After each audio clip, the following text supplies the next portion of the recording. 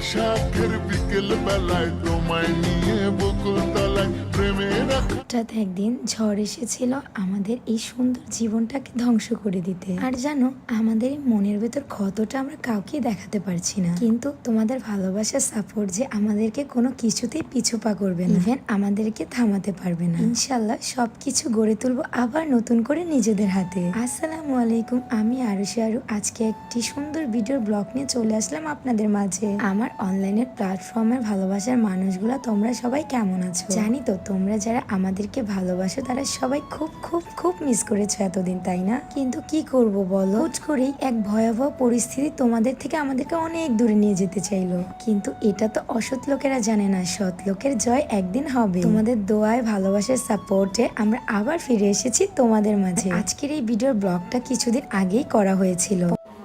এই এই এই তুমি ব্রাইট রুমে কি করতেছো আরু? হ্যাঁ, ওই রুমে এত কাস্টমার, তুমি এখানে কি করো? হ্যাঁ, আচ্ছা, সবসময় কি কাস্টমার দেখলে মানে নিজে স্কিন কেয়ার করতে না? কি করতেছো তুমি এখানে? এই যে গ্লাস স্কিন পার্মানেন্ট ক্রিম দিতেছি। এটা কি এমন জিনিস তুমি জেনে একা একা এখানে পলায় দিতেছো?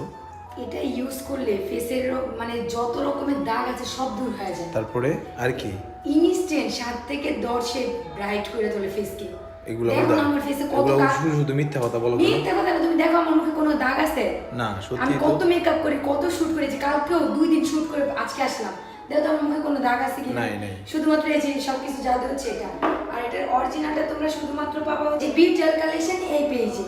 তোমাদের সুবিধার জন্য আমি তাদের পেজ টিউটোরিয়ালে মেনশন করে দেবো, এন্ড তাদের হোয়াটসঅ্যাপ নাম্বারটি হচ্ছে 01642127418। পহেলা বৈশাখে আমরা সবাই মিলে একটু ঘুরতে গিয়েছিলাম না, ঘরে বসে থেকে এত বোরিং হয়ে গিয়েছিলাম, তাই তো একটু বাইরে বের হলাম। আজকে শুধু আমরা একা না, বড় আপু ভাইয়াও এসেছে। ড্রিম কেক বাই ফারিয়ার অনার ফারিয়া আপু, ইভেন তার হাজবেন্ড সার্ভার ভাইও এসেছে। আজকে আমাদের থেকে বেশি খুশি হচ্ছে সোয়া মাম্মা। এই কয়টা দিন তার ঘরে বসে থেকে একদম ভোর হয়ে গিয়েছে। আচ্ছা, মানুষ এমন কেন? একজনের ভালো আরেকজন কেন দেখতে পারি না? আমার থেকে যদি বেশি কিছু সে পেয়ে যায়, তাকে কেন আমরা সহ্য করতে পারি না?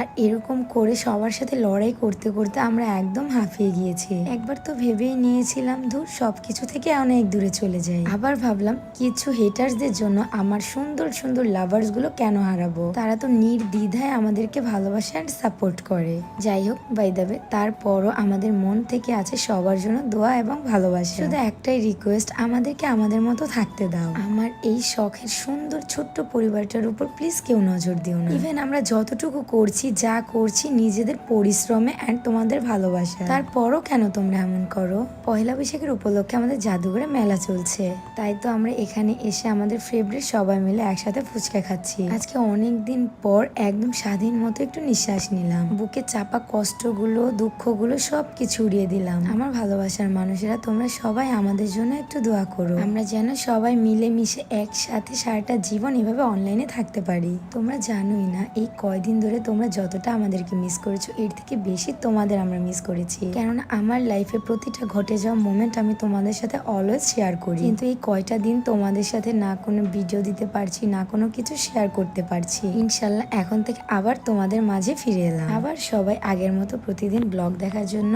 আমার সব আইডি গুলোতে চোখ রাখবা। সবাই ভালো থাকবা, সুস্থ থাকবা, আমাদের জন্য একটু দোয়া করবা। আল্লাহ হাফেজ, টাটা।